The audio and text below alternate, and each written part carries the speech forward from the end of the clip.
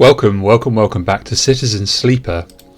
We are based in the Greenway at the moment, speaking with Riku, not Riku. But I do want to get some Matsutake broth, so I'm going to buy my dinner from Memphis, just to boost my hunger a little bit. It's pretty inexpensive now, and let's make our way over there. Make our way over. Across to the Greenway. Alright, so we were in the process of kind of growing mushrooms, finding spores, that kind of thing. So I really want to focus on finding spores and giving them to Rico for research. I think we need one more. Let's just go check, actually. There she is. Yep, just one more. Spore study. How is this place thriving? Let's have a look at what she's got to say. Sleeper. Rico greets you without so much as looking up from her work. I have some of yours here, come see. She beckons you over to a heavyweight looking console wired to a series of specimen jars, some of which contain your spores. I'm going to say, what does it say? The spores you have here are a real cocktail, a selection of types from within the groves, but I've been able to isolate a few. She taps one of the specimen jars. Here we have Tracholoma matsutake. Rico breezes through the Latin and Japanese pronunciation as if she wasn't a 42-year-old Englishman unfamiliar with these words, as if it was nothing. A species Solheim somewhat modified for use on the station. She brings up a panel on her console showing a chemical composition, all gradiented bars and obtuse acronyms. This is the composition of the Solheim modified Matsutake spores. I do understand that, so I'm going to say modified. Yes, every species on the eye is a tweaked variant of Solheim's, of course, but that's not the point. Rico brings up another panel, identical in layout, but with wildly different colours and numbers. You see, this is what your Matsutake spores look like. They aren't the same? That's the conclusion, yes. Rico glances at the specimen jar as if it might have something to add. They are fundamentally the same spores, but they carry different chemicals, different signals. She leans back and sighs. Solheim may have introduced their own tweaked versions in the beginning, but the groves have, and still are, affecting them. Affecting them how? It's hard to tell without samples of fully grown mushrooms. She meets your eye, and herein lies our problem. She moves to another desk where two trays sit side by side. The first contains nothing but plant mulch. The second you smell before you even look at it, the pungent aroma of the fruiting matsutake like rotting, sodden overalls, laced with an edge of spice. The matsutake here are grown from Solheim stocks, pulled from a spore vault in this complex. She winks. They are delicious, by the way. She sets them aside. The empty tray is germinated with the spores she collected. No activity, no germination. Nothing. But the groves are full. Yes, they are. Rico looks at you directly, and you suddenly realise how much she is enjoying this. So here's our puzzle, Sleeper. Spores from the groves won't grow in the lab. But gathering fruiting bodies from the groves is too unpredictable. We need to grow a fruiting body from some of these spores so we can track it, understand it. In short, I need you to become my mushroom farmer. I'm way ahead of you, Rico. Actually, I already started. Rico looks impressed. Well, an eager mycologist. I'd never have guessed. I assume you set yourself up in the aviary?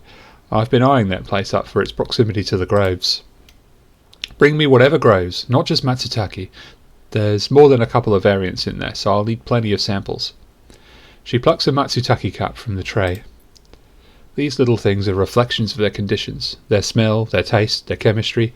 It all derives from the conditions of their growth. She smells the cap. Enough of these and we'll have a picture of what's happening here, of all the ways in which this biosphere is modifying itself, or being modified, whichever the case may be. Rico pops the Matsutake cap into her mouth, taking you by surprise. Don't worry, Sleeper, she says while softly chewing. If this turns out to be a dead end, I'll make sure not a single mushroom will go to waste. Cool, so what do we have to give her now? Matsutake samples and Girol samples. Riko needs mushrooms grown in the aviary to study. She'll accept Girol caps, but Matsutake caps are better. And then there's a description of each type of mushroom. The pale and delicate Girol mushrooms are more abundant than the Matsutake, but Riko says they help the process. The rich and pungent Matsutake caps are Riko's preferred subject of study, something about their environmental sensitivity. Okay, well, as it is, I have no mushrooms, so I think I will... I'm done collecting spores for the moment, so let's try and collect some Girol caps. Oh no, wait, she wants the ones I've grown, so that's not going to be any use. In which case, let's work on something else. What's going on with the Hypha commune? Work assignment for energy. That's pretty good. Let's just stick a 1 in here then. Looks like even if you fail, you get energy, so that's good. Hypha commune. Wild margins. Okay, so we're tracking Ashton. Ankita seems to think Ashton is out here at the wild edge of the Greenway. Time to see if that's true. So we're going to search for signals here. Rather than hiking around the wilderness, it changed. You notice a spike of activity, a vast transfer of information taking place. What is happening out there? Now I think I'm going to re-roll this. Yeah, nice. Okay, let's play that one there. Cool. So next cycle I should be able to find Ashton if I'm ready to. Now I've only got 2 stabilizers, so I'm going to stick on the 4 dice for now. Actually, can I self-repair up?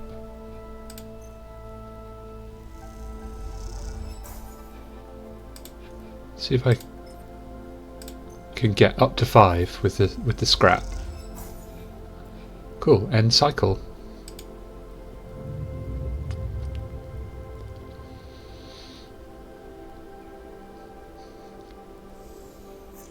Oh, so I'm on 4, but at least I'm on 4 for longer, I guess. Now, we've got some pretty high numbers here. We still don't have our mushrooms ready. So let's go back to tracking Ashton. 1 more and we've done it.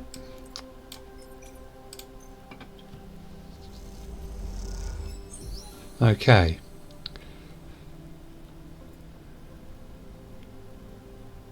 Looks like we found him. Ankita, stranded mercenary. Let's see what she's got to say for herself. The trail ahead extends deep into an overgrown section of the Greenway. At this far end of the ring, where the long, lazy curve of the Greenway becomes the shattered landscapes of the wastes, things are oddly quiet. Ahead stands a vast farm stack, broken from its axis by rust or force, and lying among the overgrown amongst the overgrown landscape like an ancient temple. It is stained with moss and algae, flows of green running out from its broken tanks like a frozen, brackish tide. This is where Ashton is hiding, you're pretty sure. All your intuition points to the shadows beneath this collapsed superstructure. You roll the comm headset Ankita gave you in your palm.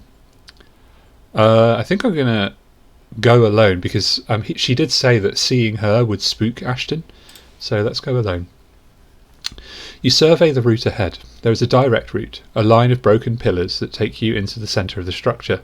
Or you could skirt around the pillars, keeping to the cover of the raised spine of the Greenway, and work your way around. It'll take longer, but it is better concealed. Let's skirt around. You decide on the long route and head off towards the central spine. It is slow going there, where the overgrowth meets the metal wall, but it's so concealed that you can barely see the glass roof high above. You follow the wall, knowing it will lead you to the edge of the collapsed stack. For the final part of the journey, you have to work your way through dense undergrowth, pushing aside branches and fronds. It is exhausting and you stop on a small rise to rest. It has been hours since you began. You desperately hope Ashton hasn't moved on. Just ahead, a soft glow is coming from somewhere within the farm stack. A grow light, perhaps. Still on after all these years, perhaps? Oh, I said perhaps twice. I read it from the bottom line. I'll reread that sentence. A grow light, still on after all these years, perhaps. You take a little longer to rest, then push on. You follow the faint glow of the stack. You find a broken tank and step through the opening, trying to avoid the broken glass that sits among the moss and algae. You work your way up the slanted tank, carefully, quietly. Somewhere water drips, and you swear you hear birdsong. Hanging plants catch the light, coating the place in a pale and sickly green. As you reach the edge of the tank, you hear something, an echoing hiss like a hydraulic piston.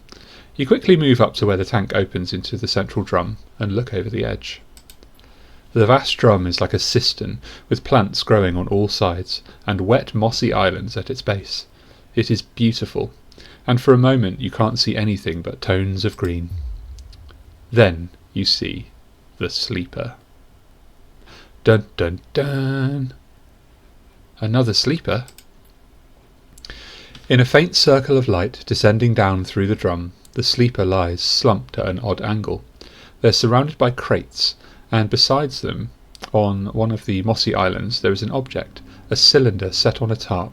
It is connected to the sleeper's head. You flinch. Is that a ship mind? Are they one of the others? One of the ones that escaped with you? You squint, trying to recognise them. They're twisted, broken open, wrong. You look away. I think I'm going to wait, because whatever's done this might do this to us. You wait, unsure what to do, your eyes fixed on the broken sleeper at the centre of the drum. On the connection between them and the ship mind, you think of what might be passing through that connection. Thoughts? Memories? Or just data? Here's Ankita. You hear a sound, a quiet hiss, then soft footsteps. Below you, Ankita enters, her sidearm in hand. She must have followed the signal from the headset. Has she been spying on you? You watch her step onto one of the mossy islands, the water around rippling as she does. Uh-oh, what's going on here? The gunshot breaks the silence, blanking out all noise. It hits Ankita's shoulder piece, the ceramic armour cracking but holding as she braces into the impact. Then she launches herself forward, the now activated armour launching her across the drum. Another shot goes wide before she reaches the cover of the crates beside the sleeper. Shit! You hear the shout from one of the tanks high on the far wall. Ankita reaches over and wraps a hand around the thick connection between the ship mind and the sleeper. What's she doing?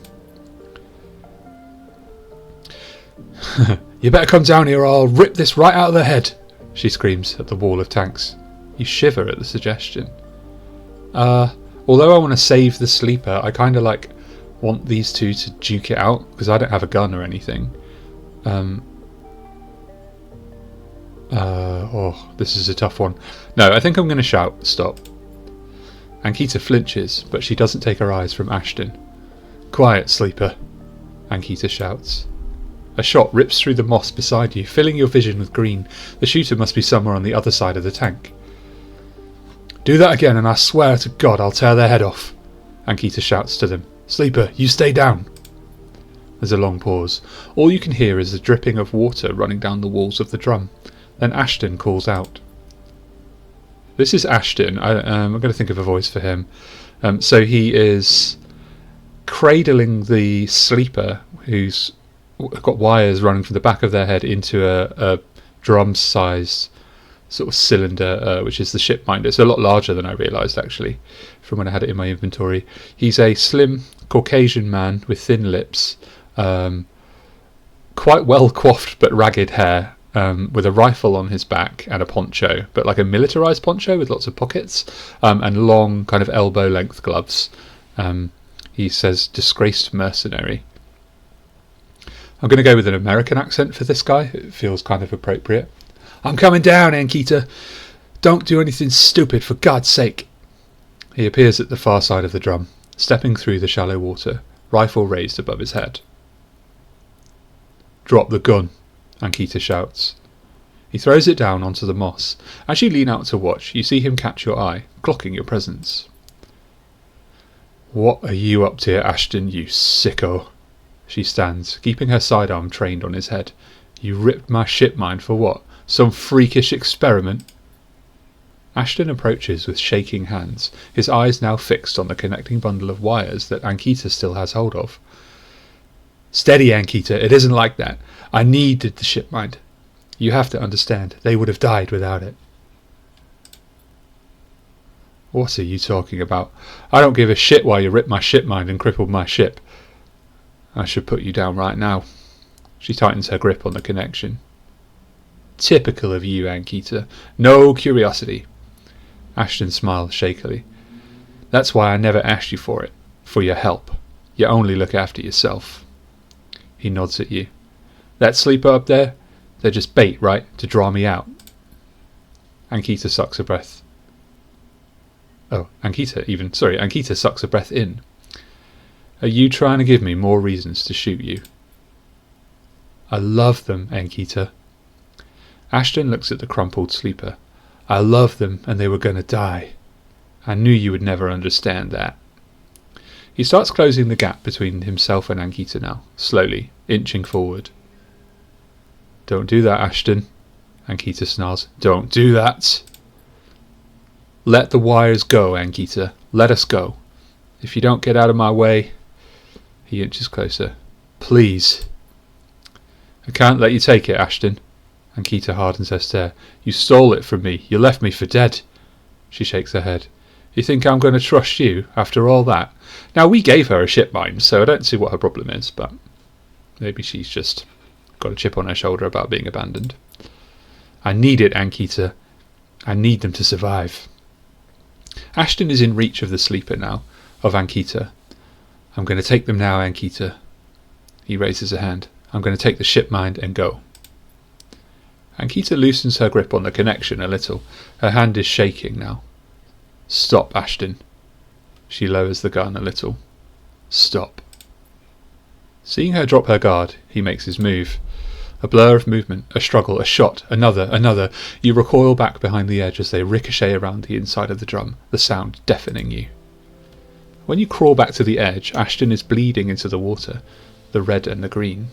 Ankita is standing at the centre of the drum, the severed connection in her hand. The water drips endlessly, drip after drip after drip. You force yourself to look at the broken sleeper. There is no sign of life, of humanity. They're just another broken object among other broken objects, while all around living things grow and thrive. Ankita finally looks back up at you, tears in her eyes. She begins to say something that might be sorry, but you are already gone. Wow. So did we fail that drive, or... Find Ashton. Ankita wants you to help her locate the crew member who betrayed her, Ashton Cade. Talk to Ankita about what happened. Okay, so we need to go talk to Ankita. Let's track that one, because I don't know actually where that is. Maybe over at her ship?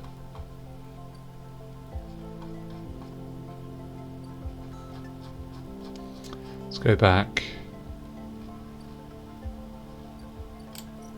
Yeah, maybe she's on the ambergris. I've been saying ambergris, I think is actually ambergris, but doesn't feel right. Ankita, where are you?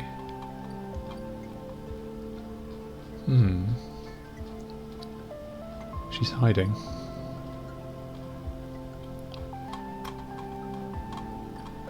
I'm just going to look up at the hub.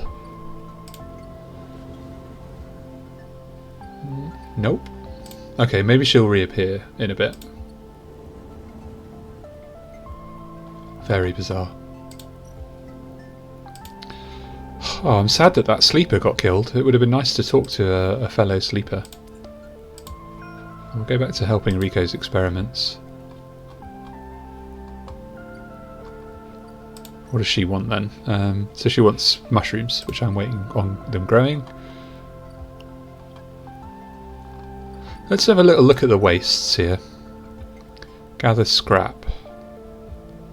Okay, this is just for scrap, which I guess actually might do me some good. Hypercommune. Let's just work assignments. I feel like this might actually be the time to go and do Feng's quest. Let's get some more spores. See how things unfold once we get the mushrooms that we've grown. And then, because I feel like we might need to plant some more. Reroll that. Put that there. Cool. I've got tons of spores. So let's go to our little house, our little dorm. And end cycle. Because we spent the scrap on ourselves, we've still got 4 dice, which is fine.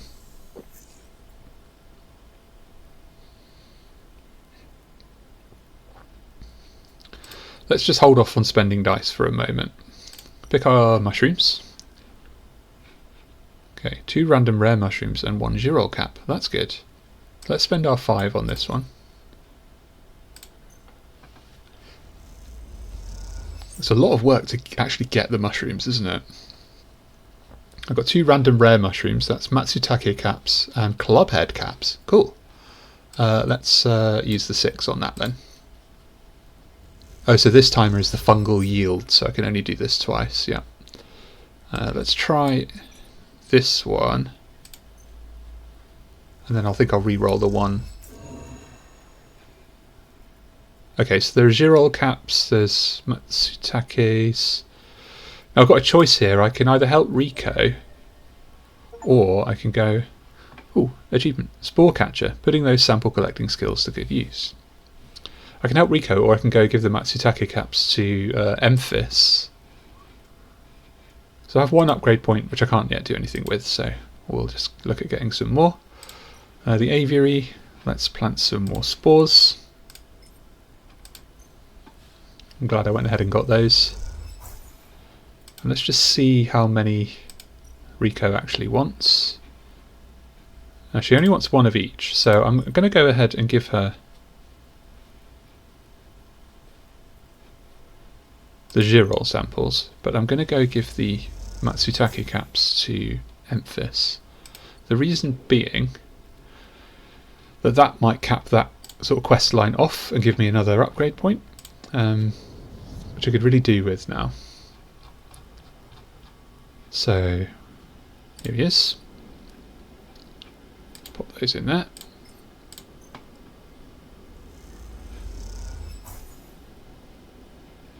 Alright.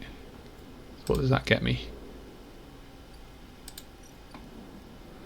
Matsutake prep. Emphis says he needs some time to ready the broth. Apparently there are some ingredients he still needs to source. That's going to be 3 cycles. That is now dealt with, which is great. In the interim, let's see what we can spend our 1er on.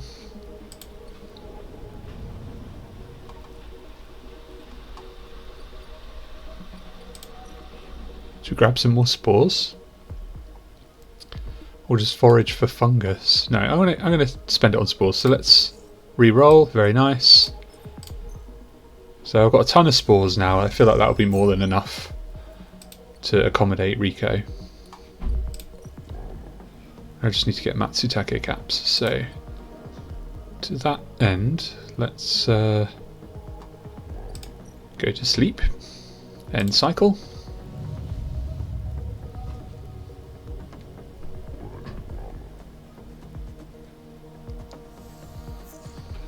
Cool, we're now starving. So let's put a 4 into here. Get a bunch of energy. Cool. Now what can I do? Ah, the ambergris, here it is. Angita is away. Amber is docked here at a rickety old jetty, but she's sealed up. A note says, sleepers, stay, I'll be ready soon. So she'll be ready tomorrow.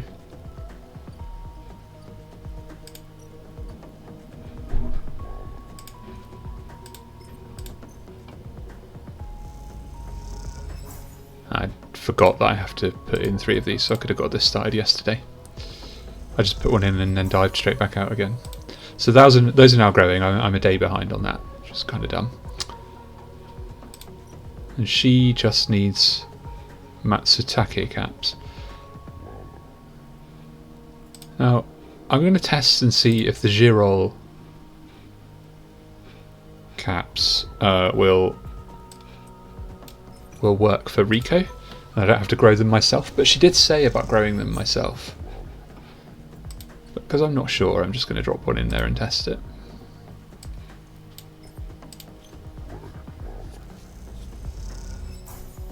Fruiting bodies. Okay, so that does work, right? Okay. In that case, let's go foraging.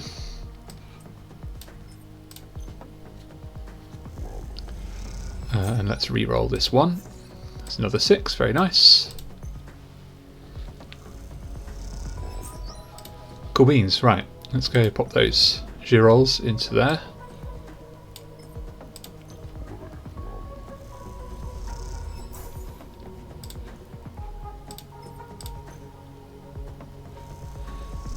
Okay, so that's broken the back of that one. That's like over halfway done. Fantastic. So what are my energy levels looking like? I might actually just go quickly buy some food. So we'll pop back over.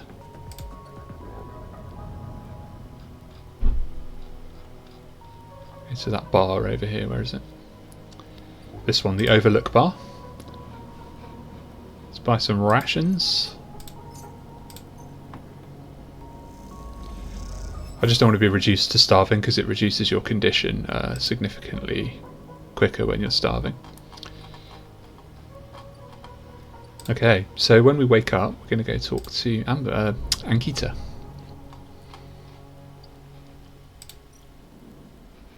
And cycle.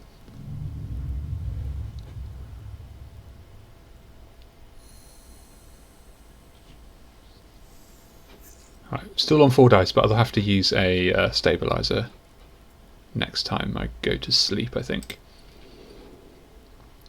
So, oh, there she is. Let's talk to Ankita first and see if this generates any work to do. So you spot Ankita on the track to the farm stack. She has a box on her shoulder and is working her way down the slope. She sees you as she approaches. Neither of you speak for a moment. She looks tired, pale. Her hair is tangled and clumps of dirt cling to her armour. You both eye each other. I'm going to stay silent. She just murdered someone. Sleeper. She takes a deep breath. I'm sorry for what happened. Truly I am. She looks down. I'm sorry you ended up in the middle of this, when all you've shown me is kindness. She rubs her face. I'm sorry. I can say it's okay, but it's not okay really, so I'm going to stay silent. For the sleeper that... She stares at the floor. I'm sorry. She looks up and away, not meeting your eye. What you did is unforgivable. She looks at you. I understand. Ankita shifts the weight of the box on her shoulder. I've been preparing for... She grimaces. Look, she sighs. Can you come with me? It's easier if... If what? You see it. She finishes. It's just down the way. Is she going to try and murder me? Ankita leads on down the dirt path between the pillars. There is a wind passing through the greenway, a quirk of the air currents and the biosphere maintains. A quirk of the air currents the biosphere maintains, and it ruffles the leaves softly. The sound makes the silence more obvious, more complete. You try not to think of the last time you were here. You've been trying not to think of it for the past few cycles. The image of the sleeper, sprawled, twisted open, connected to the ship mind, has been hard to forget. You realise Ankita is leading you back there, back into the drum at the centre of the stack. You pause, trembling a little, at the threshold. She turns. What are you doing? She looks at you with empty eyes. What needs to be done? You stand on the threshold and look up at the tanks, green and wet, some glowing with flickering grow lamps. You look down at Ankita, suddenly so small under this hulking ruin, the smallest she has ever looked. She places the box down. Should I follow her in or go back? I'm going to follow her in. You follow Ankita into the stack through a low tank, entering the drum at ground level. It is just as beautiful as you remember, but it barely touches you. Instead, you check the apertures of the tanks for the glint of a weapon or a shadow among the moss. Ankita stops, and you look down. The mossy island at the centre of the tank is clear now, the equipment cleared away. In its place is a mound of dirt, loosely covered with moss. Ashton's rifle stands straight, half buried in the dirt at the grave's head. "I buried them together," Ankita says without turning. You both stand there in silence for a little while. You think of questions you could ask about Ashton, about the sleeper. I'm going to ask how long she knew him. She takes a moment to respond, and for a moment you think she won't, but then the words come gushing out. "He signed on a while ago. He used to run recon for a corporate outfit, but he got sick of the pay. He joined the crew as a sniper, and the first few jobs were a breeze. He was so cold, disconnected. He always hit his marks. The last few jobs, though, he was different. I noticed that. We'd had a period of extended shore leave on the Eye, and when he came back he was changed. I assumed he'd just had too much time off. He was right. I never would have given him the shit mind. I wouldn't have believed him. I've had crew members double-cross me, undercut me, rat me out. That's the business. He wasn't a good person. None of us in this job are. This is how we die. Alone." She stops, not sure of what to add. It seems like she's reaching for something, but she can't quite get there. You feel that gap between you, and as you do, it widens. The water drips, the moss trembles. You both stand in silence for a while longer. You both feel it, life creeping back in, the silence ending. Ankita shifts her weight and then starts to walk out. You follow her, suddenly eager to be back out in the open space of the greenway, to be away from this place forever. You stand outside and breathe the fresh air. You stare at the green leaves and the stars wheeling above them. "That's it," says Ankita from somewhere behind you. You try to think of something to say, but can't. Ankita puts her hand on your shoulder. You turn back to her. "At least take this." She forces a handful of cryo chits into your hands. "It's what I owe." She looks at you desperately. You look at the metal bars. Ugly little things, you think. Am I going to take the money or drop the money? I kind of not cool with Ankita. I'm going to drop the money. Because that's like absolving her of guilt. And I could use it to help some people. There's these refugees and stuff. Now I'm going to take it, but I'm going to use it to help refugees and stuff like that. So that's my logic. You take the chits and turn without saying a word. You continue up the track and she does not follow. As you walk up the rise, the wind picks up and the leaves shudder. You walk faster, trying to outpace your anger. The chits are heavy in your pockets, and you hate them for reminding you of how little a life is worth. Okay, so we completed a drive, the bad end. Find an old crewmate at the edge of the rim. So maybe if I dashed down there, I would have prevented him getting shot. I'm not sure. 2 upgrade points. This hard to kill thing. I'm not too sure about this. I feel like I might save up for some +2s. Because that DLC's waiting for me and it might start to get more difficult. So let's just hold off on upgrading for the moment. Okay, so I've got some mushrooms growing. She needs... I might be able to complete this just with the girol samples, to be honest. So let's pull out a few of those.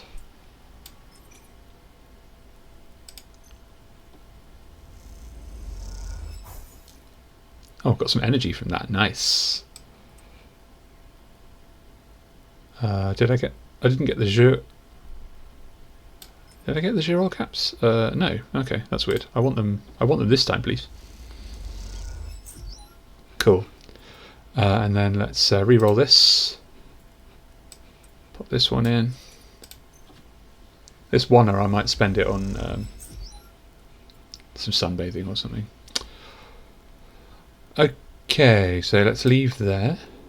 Let's go back to Rico and give her the girol caps. Cool. And here we go. I can't remember what this does. I know that I liked Rico last time, so I followed through on this fruiting bodies thing. Rico. Let's see what she's got to say for herself. Rico meets you at the entrance to the lab, leaning on her crutch with a glint in her eye. Walk with me, sleeper. Oh, I forgot the accent. Was it Australian? Oh yeah. Walk with me, sleeper. I'd like to tell you a story. I was stuck on Ankita's voice in my mind. She makes her way down the corridor that leads back up towards the main commune building. When people first cross what we call Founder's Gap into the Greenway, they did so against the wishes of Andre Erlin. At the time, Erlin was trying to stabilise the Union and establish control over the Eye in the wake of Solheim's collapse. It was chaos, competing factions, failing systems, so many dead and injured from the riots. That was his priority. I'm going to keep listening. You both crossed through a glass-roofed tunnel, the Greenway outside crowded with vines and branches, dappling the light. Erlin had written the Greenway off, cut off from the rest of the station and linked to a broken spoke. He claimed it was only a matter of time before everything here would die. He refused to let anyone abandon their duty to Union and Cross. They were traitors to the cause, or as good as. Rico continues, making her slow but steady way to the inner gardens of the commune. There weren't many of us, but we believed what was here was worth saving. We had to keep our plans secret until we crossed, and some of us left people behind. She paused to catch her breath, her voice cracking. It's difficult to know if from effort or emotion. What we found was a disaster, nothing like what you see here. Half of the Greenway was leaking oxygen into space, the plants flash frozen. The other half was a swamp of mulch, as decaying matter clogged every system. We worked hard, we lost good people, we cleaned up and closed up, but it was never going to be enough. After many, many cycles, we all knew this place was doomed, but we kept on working, talking less and less, because we couldn't face it. We all developed a death wish. If the Greenway was going to die, so would we. What changed? Everything, Rico smiles. We crossed some invisible boundary, tipped some biological scale, and the Greenway started to recover. Plants flowered, crops sprouted, and for the first time we reaped the fruits of our labour. Rico smiles, looking up at you. We thought it was us, that we managed to do just enough to end the cycle of decay. I thought we had saved the Greenway. Until today. You pass into the grow beds of the commune, rich with the hustle and bustle of Haifa members planting and harvesting.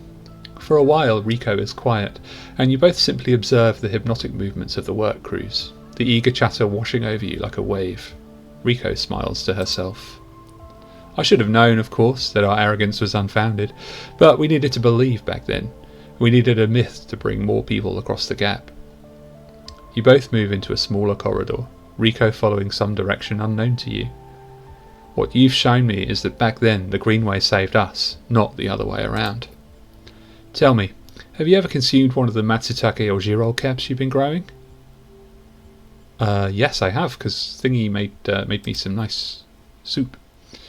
I imagine they were delicious, nutritious, almost uniquely so, she muses.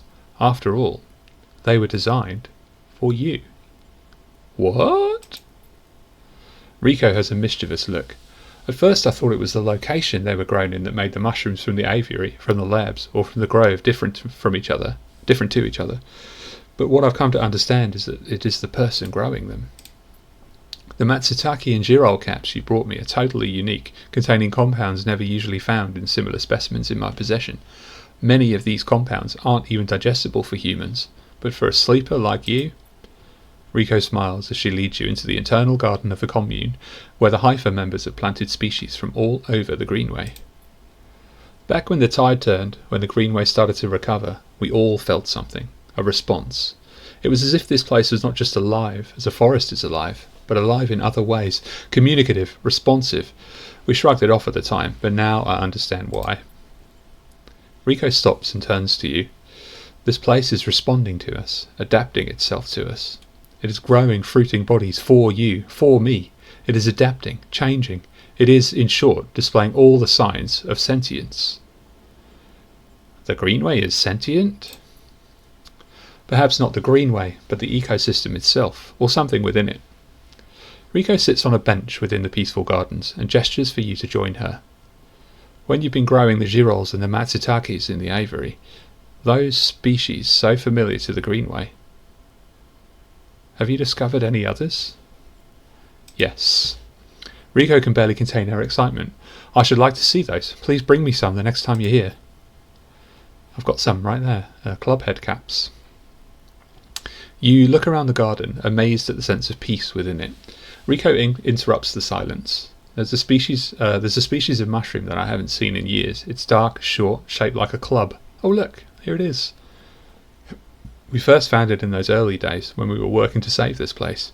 It was around the time that we started to lose our first members.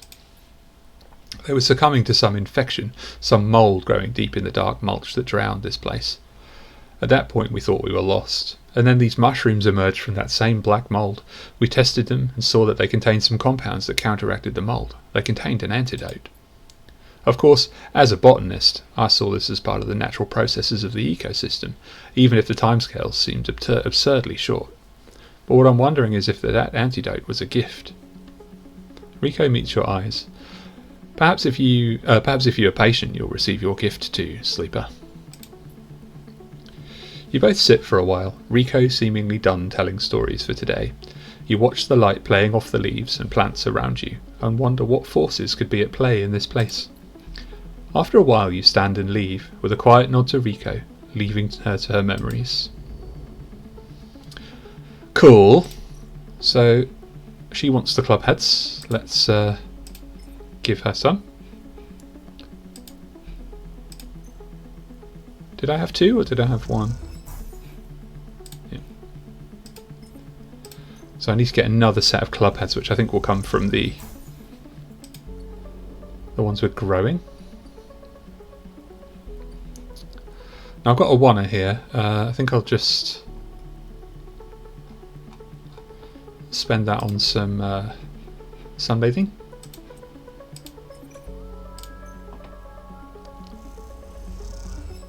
Nice. And then let's have a stabilizer, because I don't want to end up with only 3 dice. Cool. And then end cycle.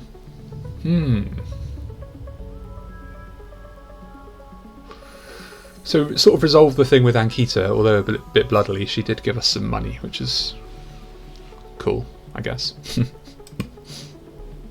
Not sure I should have taken that money, really. I think the game threw some shade at me for doing that, but I will use it to help people. Okay, let's just salvage some mushrooms here. What other drives have we got? Oh, let's go back and see if Emphis is ready. I think he should be.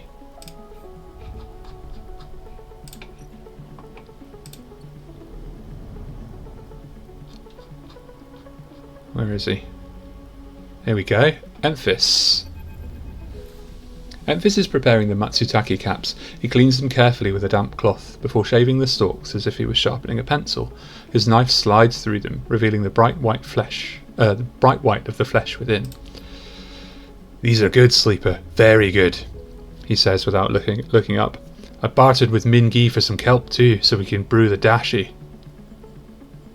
You know Mingi? Emphis looks up from cutting with a smile. Everyone knows Mingi. Emphis slides the sliced matsutake mushrooms to one side and takes out a closed pan. He opens the lid and you see the green wafer of kelp sitting in a bath of water. Been soaking it since last cycle, Emphis explains. Should be good to warm now. He places the pan over the burner and turns it on low. We have some time now. He wipes his hands clean and throws the cloth over his shoulder. However, there is one difference this cycle, he smiles. You have been the one providing the ingredients, so it's my turn to provide a story. Okay, I want to hear his story. Good. This story is important to me. He gestures for you to both sit on the folding stools behind the stall. You see these? Emphis runs a hand over his forearm, tracing the circular scars that mark them like perfect bite marks. Conway called it an anchored interface rig, a mechanical control device for piloting a heavy-duty extraction suit in low-G industrial operations. We called it a bone suit. He points to a pattern of larger circles on his shoulder. They drill in and anchor it here, then all the way down the arm. He taps each scar along the way. It maps mechanical movements to the suit exactly. A 1-to-1 mechanical replication. You swing your arm, a 2-ton arm swings too. You should have seen the recruitment vids. Strong people in even stronger suits, tearing through stone and scrap. Superheroes. Half my graduating year signed up, from company school to company shuttle. Conway from birth to death. He stares off into the distance for a moment, fighting with the memories. But the bone suits weren't good. The rate of failures was high, and failures meant arms torn off, anchors torn out, broken bones. Bad stuff. So after a while Conway discontinued them. No longer competitive, they said. He checks the broth, turning down the heat and adding the mushrooms. So there we were, hundreds of us with surgical alterations for suits that didn't work. They sent us home, back to that company colony that spat us out, to be cleaners, drivers, cooks. They gave us drugs for the pain and told us to make something of ourselves. We're now deserted, bribing some passing spacers to take me into orbit. There were only me and a couple of others left. The rest just faded away. Arthritis, osteoporosis. They folded in on themselves like paper lanterns. That was my generation. The anchor points still ache, still burn. He touches the scars. But what burns worse is the betrayal. I've been on the eye a long time now, but that will never fade. Not that, and not the faces of my friends. Memphis reaches over and sprinkles a handful of leaves into the broth. It's ready. I'm definitely going to say I'm sorry. Don't be. It was Conway's crime, and you know better than most what we went through. It's enough that you're here to listen. Memphis pours the broth into a double-walled metal bowl and hands it to you. The heat radiates through your hands, and the smell drifts up, rich and sharp, like a pine forest after the rain. You drink the broth slowly, chewing the matsutake and thinking. Memphis busies himself with cleaning the pans and the bowl, sealing the kelp back up for another day. Then he quietly comes to sit with you while you finish your meal. Neither of you speak, preferring instead to let the story linger in the air a little longer. It's not that there's nothing to say. It is that sometimes, in the moments after something, speaking breaks the spell. So you're both idle, eager to be in each other's company. Memphis taking longer over his cleaning, his packing, and you savouring the final dregs of broth. When you finally finish and hand him the bowl, you feel the spell break, and the story leaves you both. And as you leave, you know that both of you are somehow a little more empty and a little more full than before. Cool. Full up. Story eater, trade food and stories with a local. Cool. So I definitely want to go after Conway now that I know that. Because Memphis is one of my favourite characters. Okay, so I think interface is one that I like. So I'm going to get +2 to interface for my upgrade. Now, let's go back over to the Greenway. The one thing I have totally ignored is the side rail horizon. I just left that up there, so I might even have left by now, who knows. So my mushrooms are growing away. She wants more clubhead samples, so that'll be in 2 cycles' time. I think now is the time to start Feng's quest line here. So let's slot this RIPPERWORM. And I've got a whole pocket full of dice and a reroll available, so that's good. And I'm on full hunger and full health. Continue. The cloud. As you slot the worm, a thread jumps up out of the facility. It unspools in front of you, releasing its data like ink in water. Sleeper! Feng's voice crackles through. Moving in. Nodes, then ports. A whir of interference. Slot the worms. Timer starts now. Stay safe. The thread dissipates. You are on your own now. Okay. This node is linked to the outer security layer. Feng must be struggling to get through. So we can use a 1 or a 2 here. Let's use a 1. No, let's use 2 in case we need a 1 for later. Let's open this up. And then I imagine this will give us a RIPPERWORM slot. Yeah, there it goes. The first layer of security, a ring of doors around a central facility. Time to open them up. This is so cool. Feng's progress. Let's track this one actually. Active, crack Conway. Crack the 3 layers of security. Cool. Both the S layer nodes need to be extracted before the port will be open. Is there time? There is time. Let's use that. Bypass, extract data. Excellent.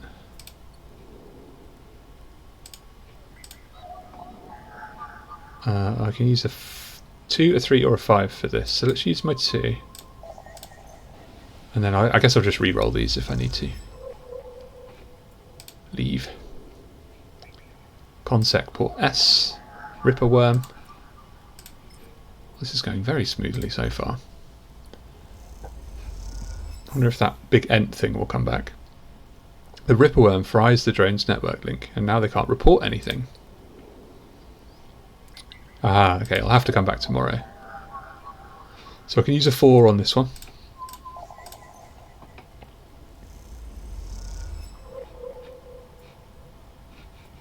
Cool. This one. I can use a 4 on this one as well.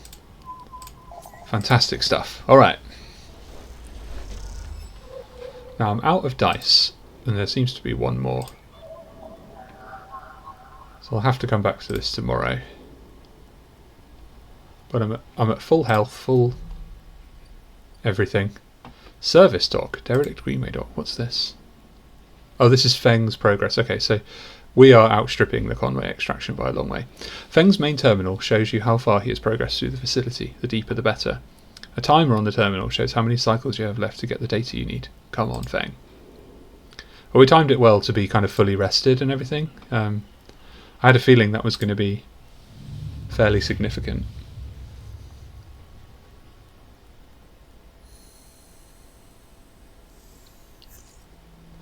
Alright.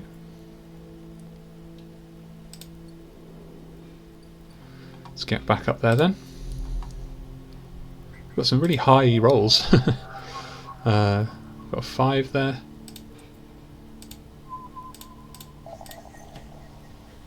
Open that. Consec X2. How many nodes are on this layer? You've never seen such tight security before. And final RIPPERWORM. Yeah. The final layer controls surveillance. With this down, Feng should be able to control the facility's cameras.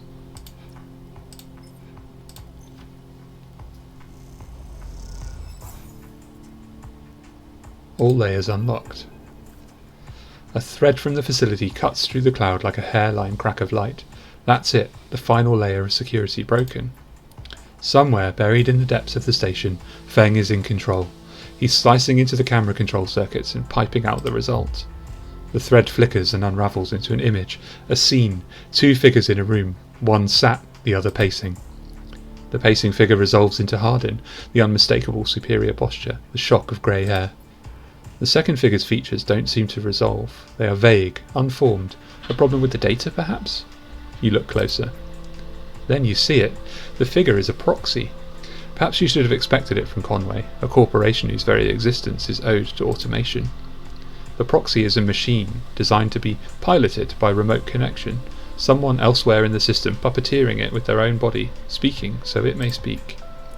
The proxy sits impassively, or the Conway executive that is piloting them does, from the distant safety of some ship or orbital colony perhaps. We can move forward, there is no doubt, Hardin is saying. The reclamation teams are almost ready, and after that I will make the declaration. Nothing has to change. The proxy leans forward, its movements stilted, uneven, as if its body was being refracted through water. But things must change, Hardin. We need further assurances. I've been informed of a breach in one of the closed networks in the low end. You've been careless. Hardin waves the accusation away. We have been stretched. A breach was detected, yes, but no data of value was lost. Our board is concerned, Hardin. A drop in our value would be unwelcome at this time. The proxy leans back, its posture dominant. If the reclamation of AE1 is contested, then we could be drawn into a compromising legal position. Hardin approaches the proxy. There will be no contest, not from Solheim, who cannot muster a defence, not from Havanage, who will fall into line below me. He crouches in front of the seated figure, eye to eye. And the people of this station? Refugees, gangs, spacers, all either opportunists or degenerates. Havanage is no longer strong, no longer united. No one here believes in Erlin's vision, nor has the strength to enact it. I sat across from him at the negotiating table. He was forceful, eager, weakened by his ideological convictions perhaps, but a great man nonetheless. This place no longer deserves to bear his name. The Eye is crippled. It cannot survive. It is a ruin filled with squatters and outlaws. They will be lucky if it still spins in 100 cycles. Hardin stands. You will move forward with the reclamation, because otherwise you will lose your advantage in the system. Without your advantage you will lose claims on the remaining palladium. Without the palladium your factories will go dark. He pauses. Do I need to continue? "One moment," comes the response from the proxy, and its head drops to its chest. Hardin steps back and paces once more, awaiting the discussion taking place elsewhere in the system. You watch Hardin as he paces, as he considers his future. What goes on within a mind like that, in the mind of a man who would burn all those around him for a path to some imagined golden end? The proxy lifts its head. "We are happy to proceed. We will legally claim the station formerly known as Solheim AE1, as salvage within 6 cycles. Havanage is to assist with the transport of the illegal residents to Conway housing and labour facilities." The proxy judders to its feet. "Conway will also claim 70% of the raw output of the reclamation process after losses have been accounted for." Hardin nods. "I accept." The proxy reaches out to shake his hand like a marionette, and then the recording loops. You watch it play out a second time, gripped by a horrified fascination.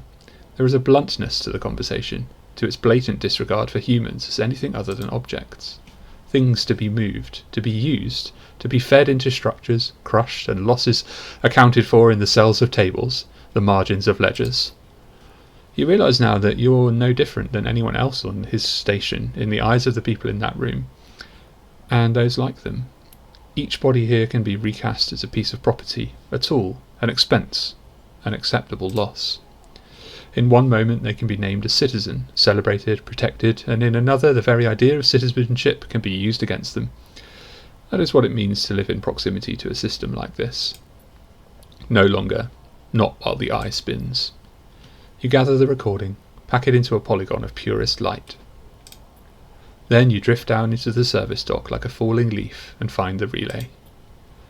It only takes a second to place that polygon of data, that recording, into the relay system Feng prepared, and then you watch as it bursts out, a web of threads, heading out into the black, to every networked device on the Eye. Let them see what power makes of a man. Nice. Icebreaker. Crack the toughest security system on the Eye. Nice. I'm glad we are taking Hardin down.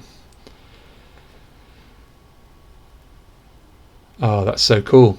Alright, so yeah, crack Conway, that's done. Let's go back to tracking help Rico's experiments, I think. That feels very satisfying.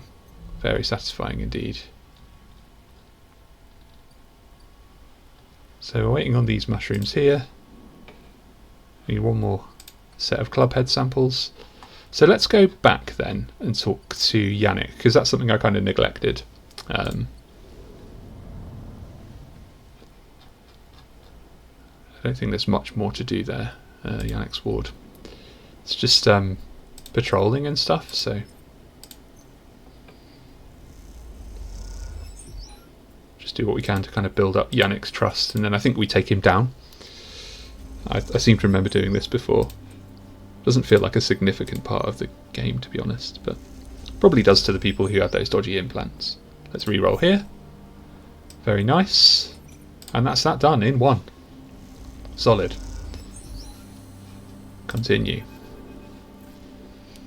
You almost laugh when you see it. The same small recorder, stuck to a different wall this time. Written across the fluorescent tape is that familiar word, sleeper. You grab it quickly. Rabia says sorry, Sabine's voice sparks up once again. She said she didn't have time to brief you before setting you up with the old man. I'm sure you've got the play by now. Earn his trust, work the block, and then we need you to get into his office. A pause. It's risky, but obviously you're the only one of us he doesn't already know. Either way, we need to locate the link to SNARP. You hear a shout in the background of the recording. Rabia says be careful. Sabine continues. The data suggests there's some relay processing the implant data and sending it to SNARP, but we can't lock down its position. Either he's moving it, or it's moving itself, or it is rerouting through other relays.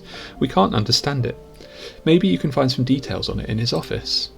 Once he trusts you, you should be able to get close enough to get into the office. You'll only get one shot.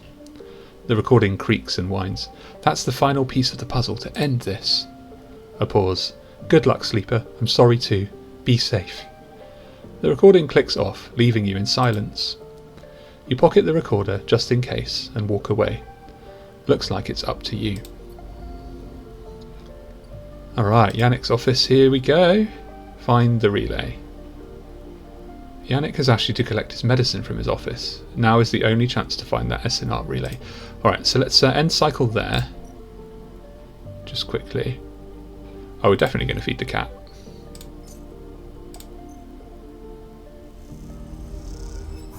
Hehe.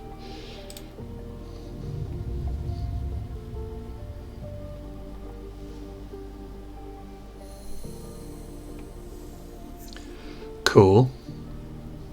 So, it's kind of a mid spread of dice there.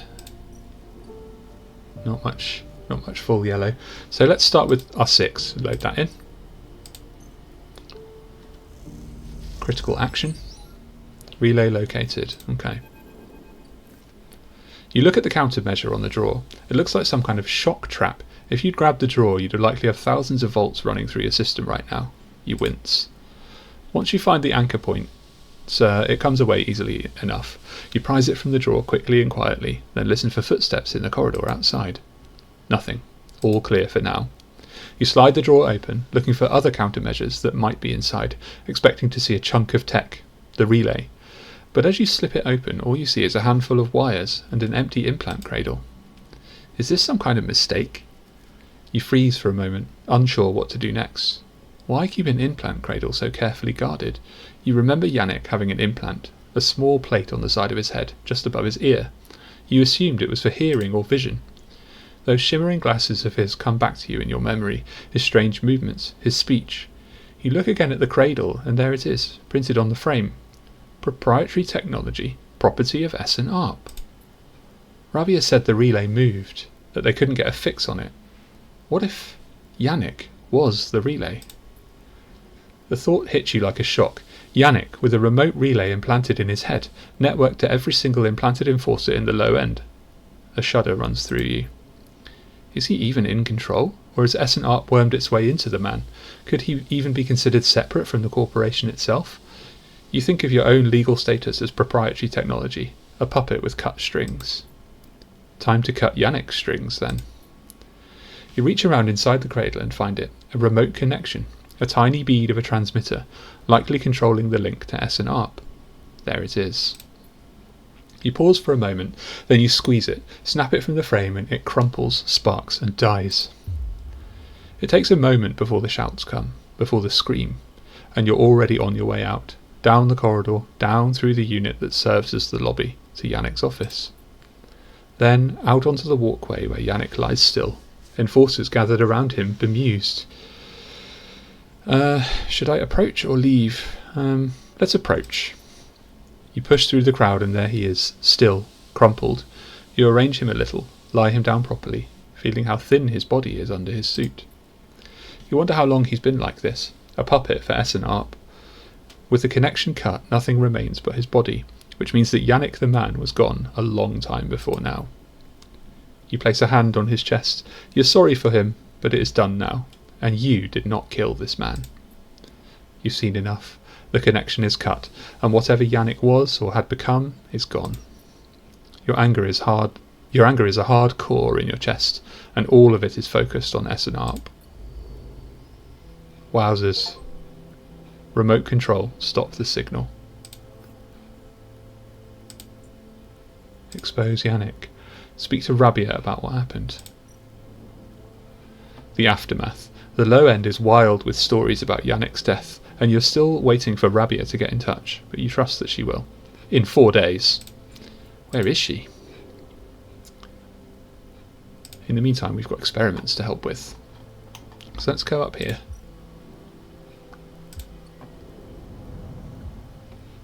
How are my mushrooms? There, they're ready to be plucked. Harvest mushrooms. So I want those club heads. That's what I'm after. Matsutake. Not great. Give me club heads, give me club heads. Yes, perfect. Let's just... Oh no, I want to actually replant some, so I'm going to just use my 3 as a 4. And then, can I immediately replant some? Yeah. So let's get a whole bunch just going before I forget.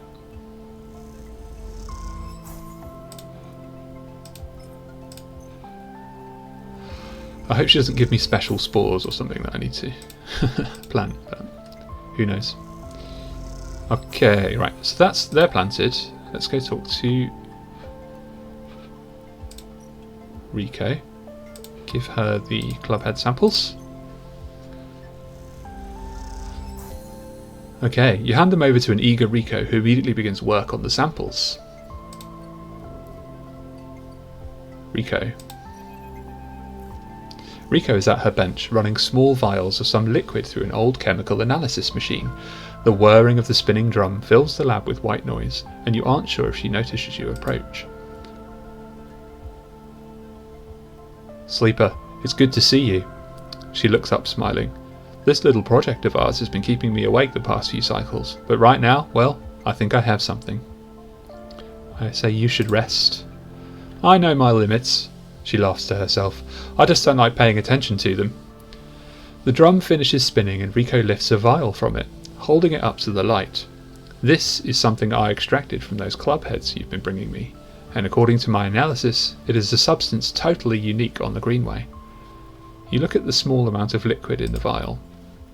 Any idea what it might be? Rico asks, without looking away from the vial. I think it's going to be stabilizer. Rico nods. You aren't the first sleeper to come through here. Perhaps I should have mentioned that earlier. Rico's tone suddenly drops, changing the atmosphere in the lab immediately. I just thought... She pauses, thinking very carefully of how to continue. I just wanted you to trust us. What do you mean? She sighs. I came through a fair few cycles ago. We found them wandering in the broken section near the gap. The members who brought them in had never seen one of you before. They were terrified of this strange person wandering in from an open vacuum. They were quieter than you, and damaged. We did our best to patch them up and welcome them to the commune. I only really spoke to them once, while I was working on their wounds along with a couple of systems engineers. She looks nervously at you. I'd never seen a body like that before. I took some readings, some samples. Samples? You have to understand, I was curious. I didn't know what I was looking at. I just took a little of the damaged material, less than a thumbnail. She shifts her weight to her crutch. The next cycle, they were gone. They took a little food and hiked up towards the wild margins, where the Greenway meets the wastes. Someone saw them in the distance, but that was it. They disappeared into the overgrowth. She sits down heavily, the vial in her hand. When I saw you, I wanted things to be different. I wanted to keep you here, rather than let you disappear into wherever they ended up. She smiles to herself. Yes, I wanted to understand this place better, but I also wanted to help you. It seems that somehow both my wishes have come true at once. She holds out a hand with the vial. This is for you. You take the stabilizer, the glass cold and smooth in your palm. I'm going to say how. Those club head caps made it for you, or at least who or whatever made those club heads. She starts to clear her bench. It was right there, contained in their tissue. I only had to extract it. I imagine you understand how incredible that is. I learned enough from that sleeper to know that your body, your frame, is it, runs on some exotic technology. Exotic technology that has a time limit built in. Somehow the Greenway knows that too. It understands your physiology much better than I ever could. It knows how to treat you. Just like that miraculous antidote that sprung from the mould, so too has this sprung from your presence here. The Greenway is speaking to you. It is welcoming you. She looks up. I know it sounds crazy, but I know it to be true, and here's the evidence. What I also know is it is no longer speaking to me. Even after decades here, I've never seen this kind of response. Not since the antidote so many cycles ago. She smiles. So I'm going to make you a deal. You bring me as many club heads as you like. I'll extract the stabilizer and give it to you, freely, but you have to tell me what the Greenway says. You have to speak with it, to dig into it, to find out what being is at the centre of it. I've travelled as far as I can. I need you to do the rest. Can you do that? Heck yes! Rico sighs with relief and deflates into her chair. Thank you. I'm sorry for the other sleeper. Truly I am. I'm sorry I couldn't have done more, but I'm so glad I met you. She smiles. You're welcome here any time. Rico falls silent. She looks smaller now, more fragile, and you realise how old she must be to have seen the collapse firsthand. You idle a little in the lab in case she asks for anything else, but she remains silent, and so you drift back into the tunnel, thoughts of that other sleeper and where they ended up, weighing on your mind. Upgrade point. Cool, I got 2. I'm gonna hold on again and see if I can get a get another one and boost one of those abilities. Plant seed. The only way to understand what gardener gave you is to grow it. Rico is incredibly excited by the prospect. You better believe I'm going to do that. Start action. I'll take good care of it, sleeper. Rico smiles. Don't you worry. Okay, so this seed is growing, and how long is that going to take? 8 cycles. Okay. Nice. So I'll get some clubhead mushrooms from the aviary and I can make some more stabilizer, and for now I've got 2 stabilizers. I think I might actually see if I can go get some scrap and do a little repair on myself. Hopefully there's a boat waiting for me here somewhere. No, there is not. Typical.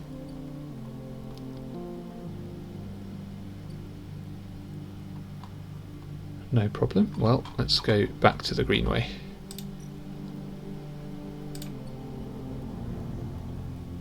We'll just do a sunbathe.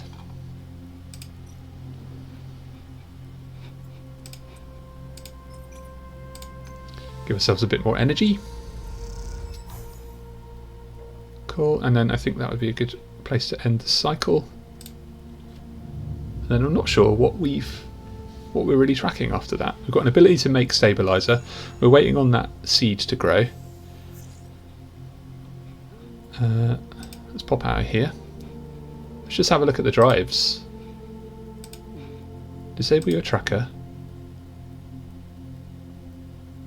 Expose Yannick. Oh, okay, yeah, we need to go back and speak to Rabia. Is that 1 more day or 2? Let's go have a look.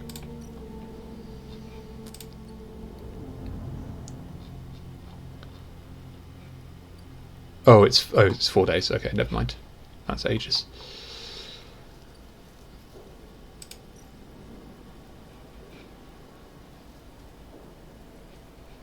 Well, I've got +2 on this one, so let's just get some random items. See if anything useful comes up. Maybe a ship mind. Bit of scrap. Let's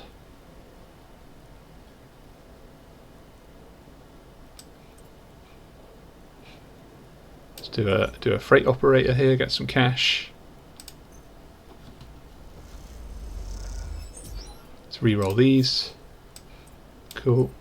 Let's get some more scrap.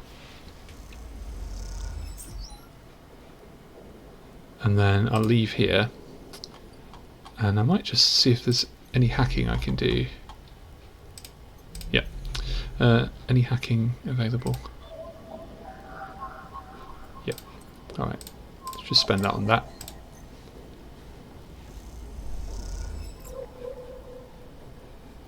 Got a bunch of data. I mean, it feels like I don't really need this data anymore, but I don't really know what the DLC kind of gives you, so cross over to the greenway.